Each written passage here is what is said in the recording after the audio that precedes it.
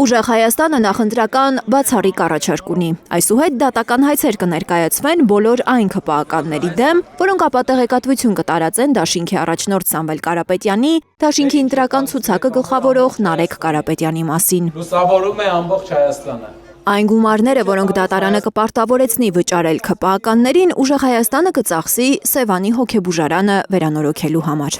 Այնտեղ մենք կվերանորոգենք հոգեբուժարանի սենյակները եւ նաեւ ծրագիր կունենանք, որ ով ունի հոգեկան խնդիրներ, անվճար տեղեր տրամադրվեն այդ մարդկանց, որպեսզի անհավասարակշիռ վարքագծով հասարակության մեջ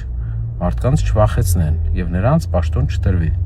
Նարեկ Կարապետյանը խոստանում է, իրենց ընտրվելու դեպքում հոգեկան շեղում ունեցողները, կանանց քաշքշողները պաշտոնի փոխարեն կունենան որակյալ բուժում, անվճար դեղեր։ Փաստաբաններն արդեն պատրաստում են հայցադիմումները։ Մինչև երեկո կհրապարակենք, կարծում եմ 7-8 հոգի կունենան հայցեր, իհարկե մեր այն քաղաքացիները, որոնք պաշտոնյա չենք ուզում իրենց դեմ ներկայացնենք, որովհետև մարդկանց ֆինանսական խնդիր չպատճառենք, ամեն դեպքում իրենք մոլորության մեջ են, բայց ԿՊԱ-ական պաշտոնյաները մի քիչ ծախսվելու։ Դրանք վերաբերում են նախ Նարեկ Կարապետյանի մասին ԿՊԱ-ականների տարածած լուրերին, իբր ինքը այլ երկրի քաղաքացիություն ունի։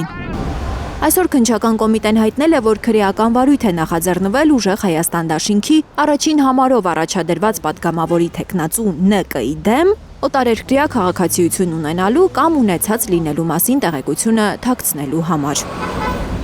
Վարույթը նախաձեռնվել է մի հոդվածով, որը տուգանքից մինչև 3 տարի ազատազրկում է նախատեսում։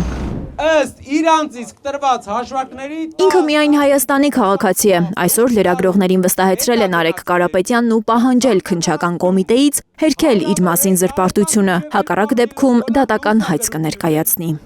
հայտարարողի հետ գրազ եմ գալիս, ինչի վրա է գրազ գալիս, որ ես չեմ ունեցել երբեք ուրիշ երկրի քաղաքացիություն։ Խնդրում եմ, ով որ այդպեսի բան ասում է,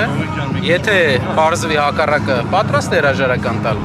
Երեկ էլ Սամվել Կարապետյանի մասին էր Փաշինյանը հղում անելով The Insider պարբերականին հայտարարել, իբր Սամվել Կարապետյանը Ռուսաստանի անվտանգության ծառայությունում է աշխատում, ԿՊԱ-ականների լեզվով ասած ագենտ է։ Ճանապարհելու ենք։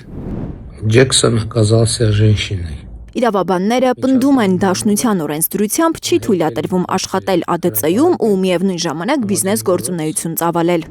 Հետևաբար Ռուսաստանի անվտանգության ծառայությունում աշխատելու Սամվել Կարապետյանի մասին ինֆորմացիան սուտ է։ Վերականգնելու համար։ Հայաստանի Հանրապետությունից դուրս Սամվել Կարապետյանը միայն գործարար է, հայտարարել է Նարեկ Կարապետյանը։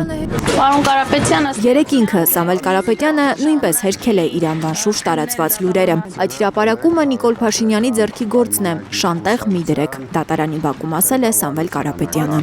Ամեն ինչ իրենք են կազմակերպում, Լիլիթ Գասպարյան, Անի Ղանդիլյան, Հայլուր։